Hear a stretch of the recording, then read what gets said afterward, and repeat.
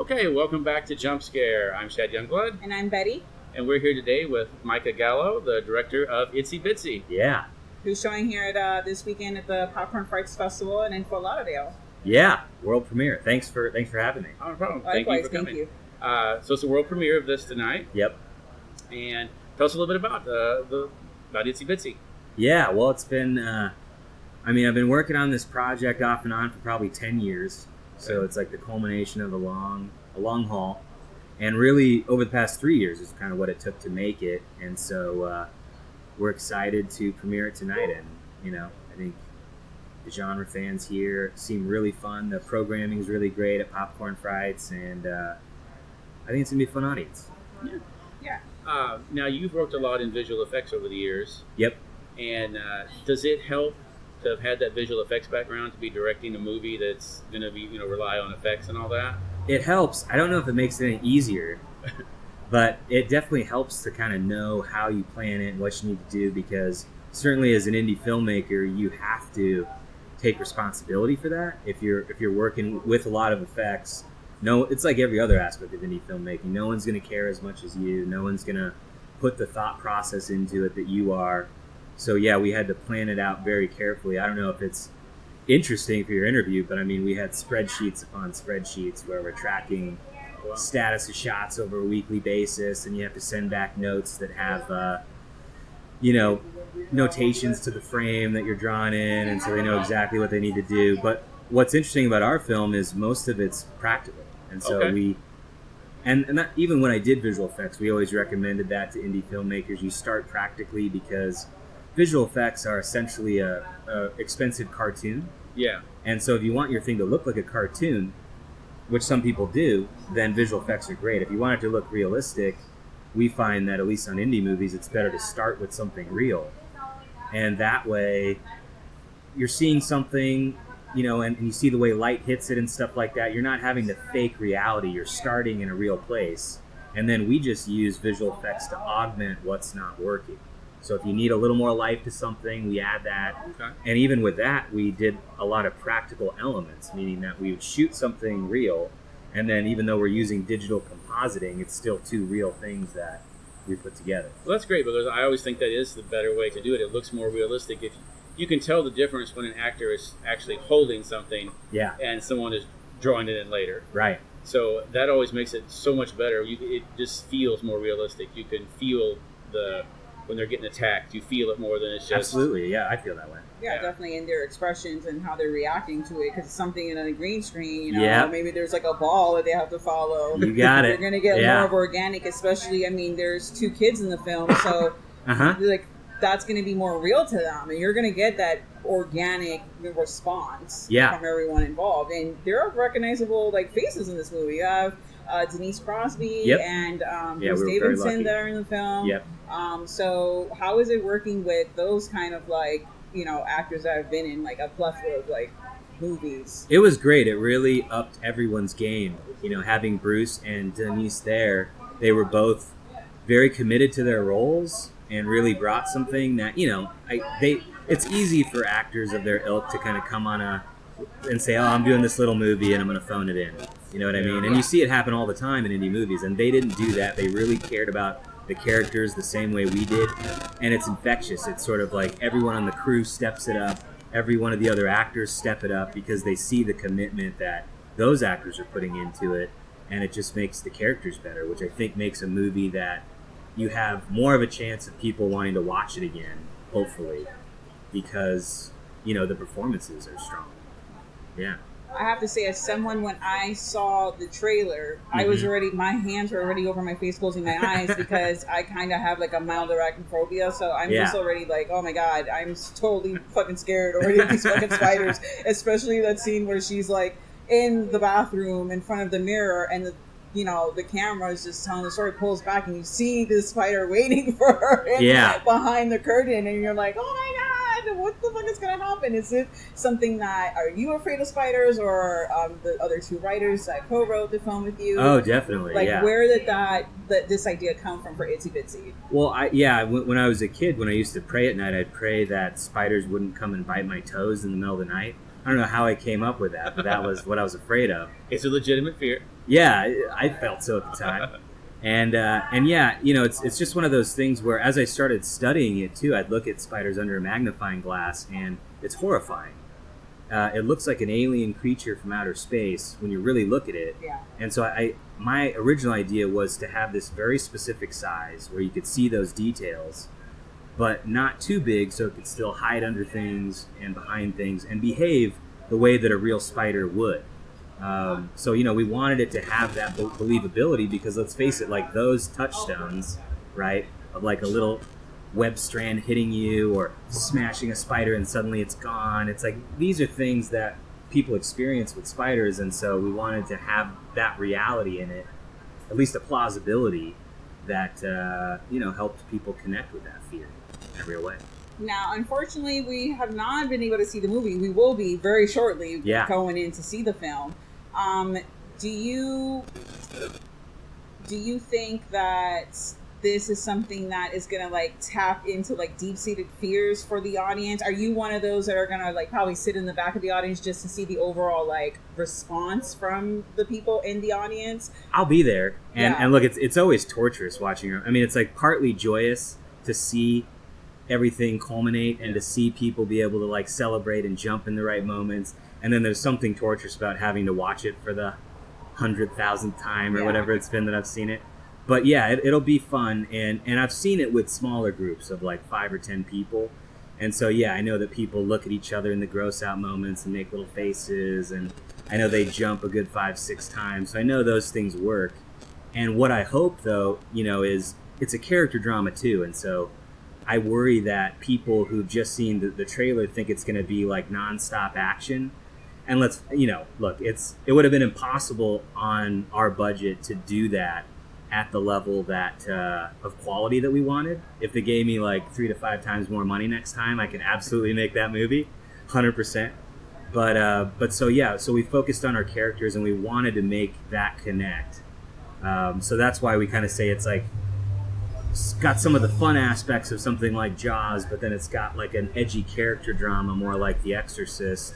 But it's really also kind of like, if you're familiar with Q the Winged Serpent, or like Of Unknown Origin, where it's sort of like you have this psychological link almost between the character drama and the creature, to where the creature is the catalyst that makes the person have to deal with whatever it is they're dealing with. And so that's sort of what the movie is at its core. Yeah, we really appreciate films that actually have character development because it's so lost now within the horror genre. It's all just about, let's have all these jump scares and let's have, these certain like tropes of horror, and then people just eat it all up. And it's like, what about the people that actually want an actual movie where you can take away something from it? You're like, it's about the experience of this family dealing with this, or this person and how they're going through it, and having kind of like a backstory, so you have more of an overall view of like, these are actual people that are going through this. This is just not like some chick running through the woods going, hiding, getting away from this killer, and then we don't know anything about her. She gets killed, you don't care about her. Right. So we really appreciate that, watching films that have that. So I'm very excited that you actually said that, because that's exactly what we look for and what we think makes a good horror film. Yeah, that's how we felt too. We kind of like, as writers, we're looking at movies that we like and what brings us back to them. And, with the exception of maybe something like Evil Dead 2 that's so visually imaginative that you come back for that, for us it's usually the characters. It's usually like there's something about the characters that at least drive the emotions that we feel, or we want to hang out with those people again, and that sort of makes it worth going back. So we wanted that connection. Yeah, well, if you watch some of the older movies, like the original Halloween, there's not that many people killed in the movie. Right. There's only like 3 or 4 people actually killed in the movie, but in the others, even in the sequels to it, they keep upping the body count on it. Right, it became a body count thing. Yeah, you're absolutely right. I would rather have 3 or 4 scenes that you care about the people, as opposed to just, here we killed 12 people in imaginative ways. Yeah. It's much more effective to just get a few people in there and where you really care about them when something happens. Yeah. When I've always been into surreal horror. I like things that are imaginative or bizarre. I've always had a death obsession since I was 5 years old. I don't understand why we have to die, and it's just like really interesting to me when someone does something imaginative like Hellraiser or Nightmare on Elm Street, like you say, that's more suspense. I mean, even Hitchcock, playing with ideas and pushing people's buttons and leaving some of it up to the imagination, I think sometimes can be as powerful as that stuff. Because, I could talk a long time about what happened in the 80s and 90s, because that slasher film transitioned over to American action movies. And you see these, what are they? They're slasher movies. It's basically a guy who's going around killing a bunch of people. He's just using a gun. And it's as much of a body count thing as anything else, right? And it's sort of that's peaked. Yeah. I think, with maybe a few exceptions, maybe there's something else that can be done with it, but let's face it, a lot's been done with the slasher genre. But, when people come up with something new, even if it's from their own fears, that excites me. I like kind of exploring other people's fears and fascinations. Yeah, like you said, it's a lot of the movies too. What you didn't see was scarier than what you would see. Oh yeah, because your mind fills in the blank, and it's 100 times worse. Was a scene in the Dead Zone where you don't actually see it happen, but he puts the scissors on the tub and then leans forward like he's going to smack. You don't see it, but your mind fills in the blanks that you just saw that horrible thing happen. And it's way worse. Well, I remember I had a babysitter describe to me what happened in It, the original TV series. And I saw it later, and it's scary, it's fun, when you're a kid, but the way she described it to me gave me nightmares for months. Like she described it so vividly that my imagination took over, and it was absolutely horrifying. Yeah, your own imagination will fill in those blanks so much. Not that it's not great to see the stuff on screen. Yeah. But it can be overdone. Absolutely. It's a balance, right? Of like, but ultimately horror has to be mysterious, and once it loses that sense of mystery, it ceases to be scary in a certain respect. And so, people who, there's this tendency now, not with everyone, but there's a tendency to over-explain things. Yeah. And it's a real delicate balance, because it's like, if you over-explain it too much, it's no longer frightening. It doesn't have that air of mystery. It doesn't have the edge to it. Yeah. Now I'm going to ask my one last question, unless you have something else. Go ahead. My question is, if you could be anyone from any horror universe or a part of a horror universe, what movie would that be? It would definitely be Nightmare on Elm Street. That's like, that one just set my imagination on fire when I saw it. And I was too afraid of horror movies growing up to watch them. Like, I remember someone had the Thing on videotape when I was a kid, and I sat in front and pretended to watch it, but I was in front so no one could see that I had my eyes closed during all the scary parts. That's great. And I suddenly had to go to the bathroom, so I didn't know what happened in that movie for years. But when I finally saw Nightmare on Elm Street, which was like in high school or closer to high school, that just emblazoned me with a love of horror movies that hasn't stopped since. Okay. Yeah. Well, thank you so much for joining us. We're going to head very soon to go see Itsy Bitsy, and we really appreciate you speaking with us. Yeah, thanks. You're welcome. Yeah, and for everyone else, it's coming out August 30th. Okay. In very limited theatrical and VOD, and then the Blu-ray comes out October 1st, and it's going to have commentaries and all kinds of fun stuff. Just in time for Halloween. Yeah, exactly. Great, I love it. I'm so glad that it's actually going to be released in all those different ways. Yeah.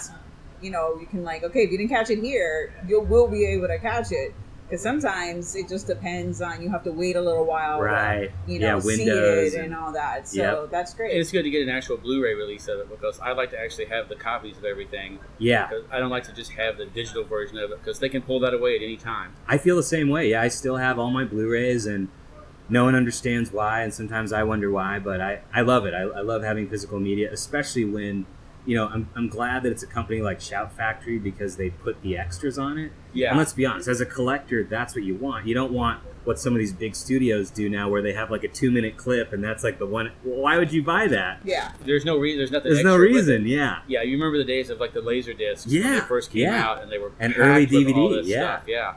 Anchor Bay was killing it, bringing out all these cool old movies I had never seen. Anchor Bay even did it on the VHS things for a while. Remember when they came out with the those double clamshell, tapes? Yeah, the limited double tapes. edition. Yeah, had all the at the end of the movie, it would have the deleted scenes and everything. Yeah, I was eating that up. And I was too. It switched to DVDs and all that, and now it's kind of tapered off. So I'm glad to hear Shout Factory is a great place to get all those kind of features. Yeah, they're kind of unique in that way, in that they understand the collector mentality and respect the genre. Yeah, like I said, it's nice to be able to listen to the commentary on it and hear what's going on and all that, instead of just having just the same plain movie and that's it. Yep. All right, well, thank you again for coming out and talking to us. Thank you. We can't wait to go see the movie now. Yeah, really appreciate it. All right, thank you for joining us, guys, and stay tuned to the horror.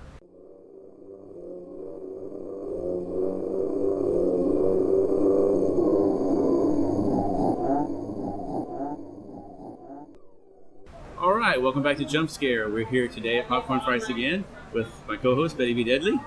Hi.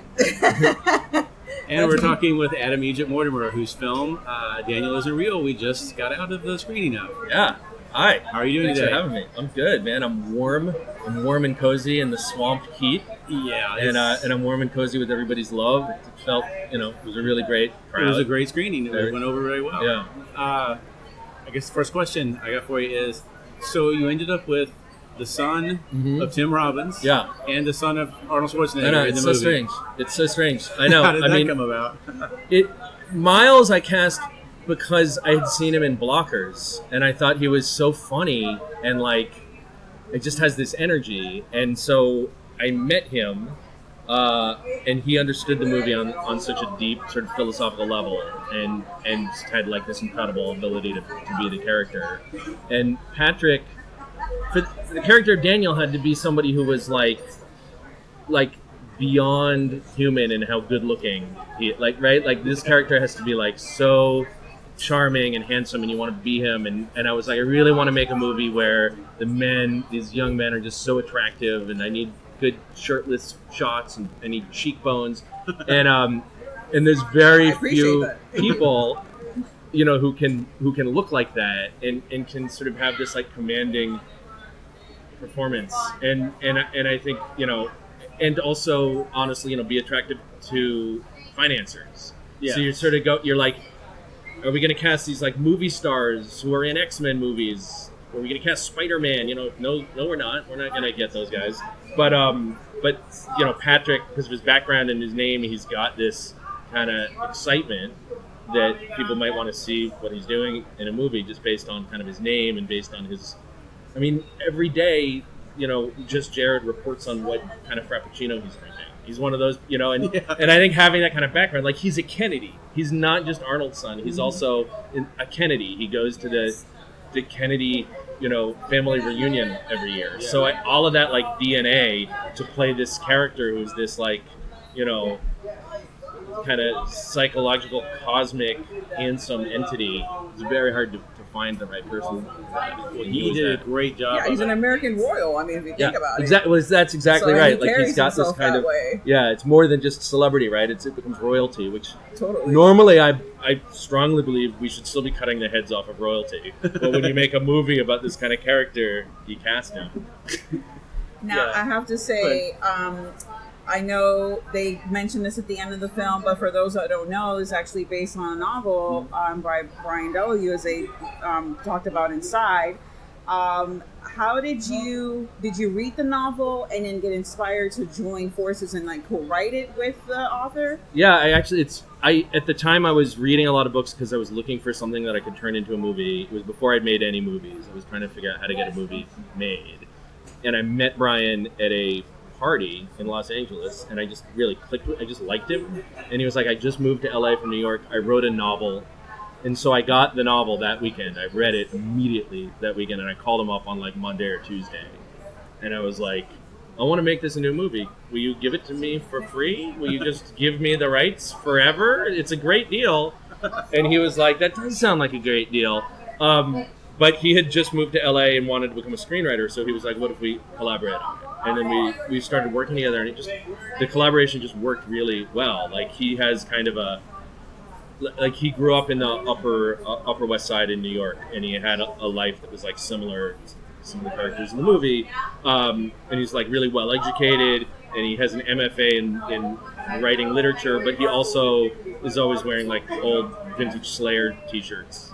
And so in that, we had so much kind of connection. And we've now written 4 scripts together. We've made 2 movies. This is our second movie we've made together. We've written 2 more. So it's a really good relationship. But that all came together now this was 7.5 years ago. when that all happened. But the decision to work together and sort of the ease with which we worked happened very quickly. That's fantastic. Just for those of you out there, if you're interested, the novel is called In This Way I Was Saved. And I haven't read it as of yet. I kind of read like the synopsis of it. I know when you do an adaptation of any kind, it's really what you want to pull and what's going to work for to be a feature. Mm-hmm. So from just a description, I know that it's not like 100%. So if mm-hmm. someone did read the novel is going to see, like, expect to see that kind of thing happen, it's not going to be that. But I mean, the movie works. Even if you go in blindly, I mean, it tells the story in itself, and I really enjoyed it. It's crazy because I know that this is actually produced by the SpectraVision team, mm-hmm. which is Elijah Wood and Daniel Noah and mm-hmm. Others. And they seem Lisa to Whalen and Josh Waller. Yes, I'm sorry. I'm like, and others. And ladies in there, guys. Yeah. Lisa is an amazing producer, and she was on set some of the time we were making the movie, and she always deserves a shout out as well. Definitely. Shout her out. I lost my train of thought. Sorry, I interrupted you. No, you're fine. Interrupt me all day long. You said it's produced by SpectraVision. Yes. So I see that with Mandy, there's kind of they like a lot of psychedelic, like kind of things going on. I kind of try to stay away from that because I'm just like, I think it's going to really fuck with my head.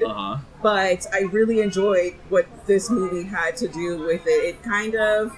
I mean, is it like a social commentary on mental illness? Is it more of a like demon-esque element?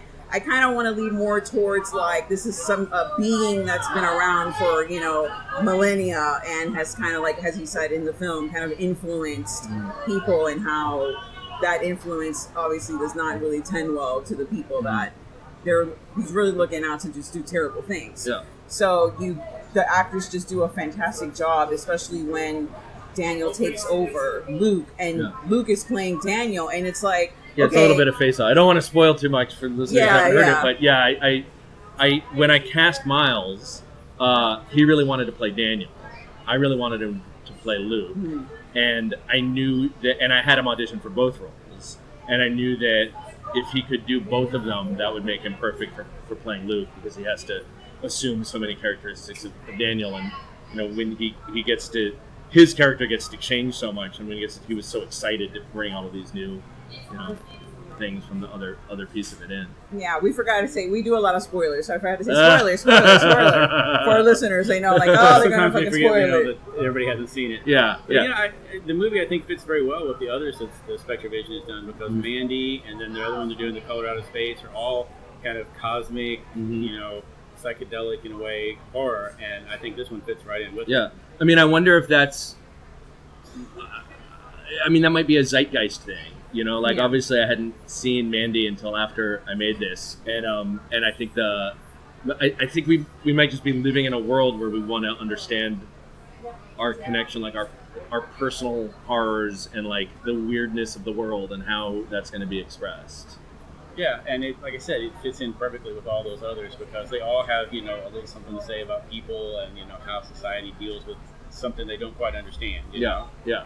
And right. The unknowable, the bigness, your problems can feel so huge that they're like an entire, gnarly universe, and Lovecraftian, just, you're like, I forgot my keys, and like, I can't get a job, and like, that can feel like the whole cosmos conspiring against you because it's an evil entity.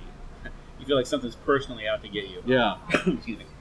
Now, I saw in the credits that you actually wrote a piece of music. Do you have like a No Gods, No Cats? Do you have a musical background? I do. I was a musician before I was a filmmaker, and then I was filming bands that were sort of around in my world, and then I started doing music videos for those bands, and and then I literally gave away all of my musical instruments, and because I was like, if I'm going to be a filmmaker, it's going to be so hard. Yeah. I don't want to be distracted by anything else, so I gave away like an electric sitar and so I hadn't touched musical instruments. But when I came back from Brooklyn after we shot this movie and we were starting to edit it, I felt like, now I feel like I really am a professional filmmaker, so now I want a hobby. And so I bought a keyboard. I bought like a $99 keyboard and started like screwing around with making music in a different way than I used to, and I loved it. Like I would come home at night from editing the movie and just start making music. And so I have 2 pieces of music that are in the movie. They're both really kind of in the background. I didn't, but that those 2 songs came out of this, sort of reinvigorate. So I'm actually going to be putting out a record at the end of the year. Oh, awesome. Just like a slab of sort of horror-inspired electronic abyss music. Okay, we'll definitely keep our eyes out for that. Yeah. Now, go ahead. I was going to say, you'd mentioned before that, like, obviously Jacob's Ladder was kind of an influence on this, and you said as well Martyrs. Mm-hmm. Were there some other movies that kind of helped you influence this? Because I noticed a little bit of, like, in some of the effects and stuff, it reminded me of Society. That's interesting. Yeah. In that there's, like, aspects that are sort of faces manipulated and rubbery things. It's funny. Twisted. Yeah.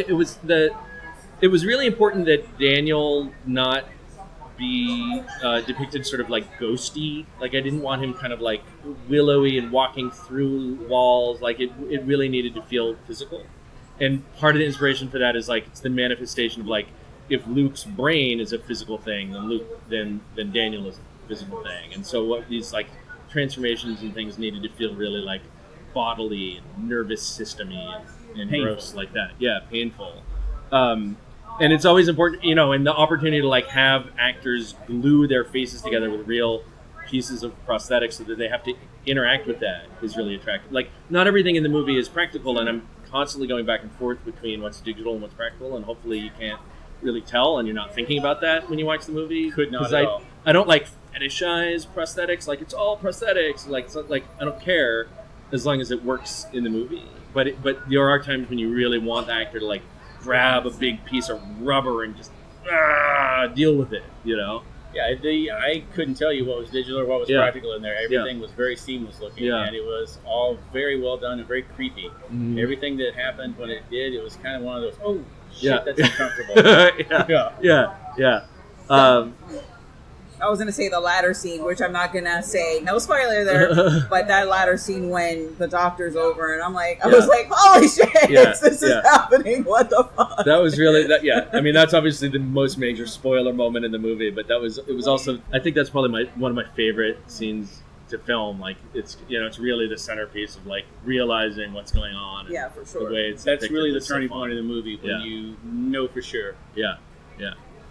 Now, I ask everyone this. Our last question is, if you could be part of any horror universe, who or what kind of universe or what universe would that be? Like a universe that exists in movies that we've seen before? Yes. Yeah. Now, obviously, I want to be in the Nightmare on Elm Street universe where we've killed Freddy Krueger. And he's fucking done for, and now we've all got cool dream powers, and we're just using it to build a more awesome imaginary universe. Okay, that's a good answer. I love that. We haven't heard that one before. No, for real, that's a really good. Yeah, it's like it's a weird question because it's like, well, if I might die, I'm gonna pick like random rando guy from like Friday the 13th. I'm gonna be a dream warrior, and we're gonna wreck that dude. For real, that's great. I would totally be a dream warrior too. Yeah, man, we can all be dream warriors together. Yeah, let's do it. Well, the song's definitely catchy. Yeah. And my last question, which has been on my mind since we met earlier today, when you woke up this morning, Adam, you were like, you know what? This is what I'm gonna wear. Now, no one can see this, but he's sitting here wearing an amazing pink Friends t-shirt with the women cast on it. Yeah. What? Tell me the story behind you in this t-shirt. Well, he's like, I just like it. I'm just such a Phoebe, really. Okay. I mean, I didn't just wake up this morning and I packed it. I put it, it's the only t-shirt I brought. It's a movie about friends. It's a movie about friendship. And I thought that this was appropriate.